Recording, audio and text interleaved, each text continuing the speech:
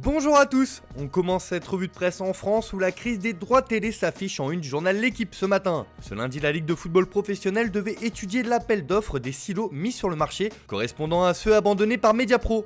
3 diffuseurs se sont portés candidats, Amazon, Discovery et DAZN. Sauf qu'aucune des propositions n'a atteint le prix de réserve, c'est-à-dire le prix minimum fixé par la Ligue pour accepter de céder les lots en question. Comme le souligne le quotidien, les prochaines 48 heures seront décisives car la Ligue va prendre le temps de la réflexion dans ce dossier. Mais cela n'augure rien de bon. De son côté, le Parisien indique que le football français est toujours dans l'impasse. Enfin, du côté de Marseille, la Provence nous apprend que 8 supporters ont été écroués après les incidents de la commanderie de samedi. On reste dans l'Hexagone avec un duo qui affole les défenses de Ligue 1. Neymar Junior et Kylian Mbappé font la couverture de France Football. L'hebdomadaire livre les petits secrets des deux cracks du PSG. L'international français a d'ailleurs livré une longue interview dans les pages intérieures du magazine où il se confie sur sa relation avec son coéquipier brésilien.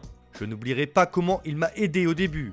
Quand tu as 18 ans et que tu débarques dans un tel vestiaire, ce n'est jamais facile. Dans ces grands clubs, ta réussite tient à 60% à ton football et à 40% à ton acclimatation dans le vestiaire. Qu'un top joueur t'aide à trouver ta place dans un tel environnement, forcément, ça aide. Et ça ne s'oublie pas, a-t-il notamment déclaré. D'ailleurs, dans ses pages intérieures, le Parisien rapporte que la prolongation de Neymar avec le PSG est en bonne voie après son interview de ce week-end dans l'émission 7 à 8. Cette prise de parole publique rapproche un peu plus les deux parties, même si rien n'est définitivement bouclé, indique le quotidien. On file en Angleterre où Liverpool a agité cette dernière journée du mercato hier. En effet, les Reds ont recruté 2 défenseurs centraux, un secteur où ils étaient dépourvus après les nombreuses blessures au sein de leur effectif. C'est ce que met en avant The Times sur sa une, ainsi Ben Davies a fait le grand saut de Championship à Anfield. Quelques heures plus tard, Liverpool a annoncé le prêt de Ozan Kabak en provenance de Schalke 04 jusqu'à la fin de la saison. Pour le Daily Express, c'est une ruée défensive de Klopp sur le mercato. De son côté, le Daily Star met en avant la volonté d'Ole Gunnar Solskjaer de faire de ses joueurs de véritables Red Devils dans l'attitude, car ils n'ont pas toujours été irréprochables avec les arbitres et cela leur a porté préjudice sur certaines décisions.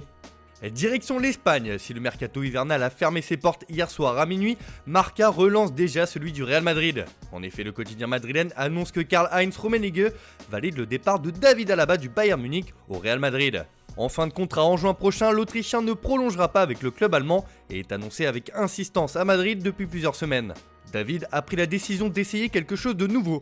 Madrid est un grand club et il faut comprendre le joueur, a déclaré le dirigeant allemand. De son côté, As revient sur le mercato très calme des merengues.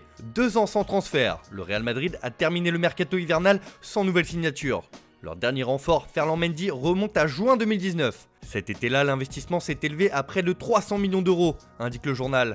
On reste dans la péninsule ibérique, mais à Barcelone où les suites des révélations du contrat de Lionel Messi au FC Barcelone connaissent un nouveau rebondissement. Le quotidien Sport va plus loin et fait les comptes de ce que rapporte le sextuple Ballon d'Or.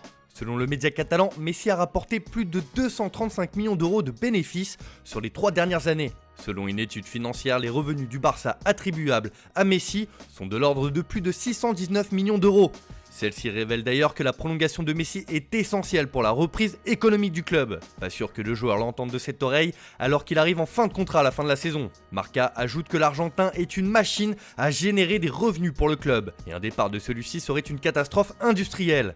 On termine ce tour de la presse en Italie où c'est un choc que nous réserve la Coupe d'Italie ce soir entre l'Inter et la Juventus. Une rencontre sous haute tension qui fait la une de la Gazzetta dello Sport qui la qualifie d'épreuve de force. C'est le bras de fer infini, juge le journal au papier rose. Tutto Sport reprend la déclaration d'Andrea Pirlo qui remercie l'Inter justement. Car lors de la dernière confrontation, la vieille dame s'était fait corriger 2-0 par les Nerazzurri. Le coach de la Juve estime que cette défaite a servi à son équipe.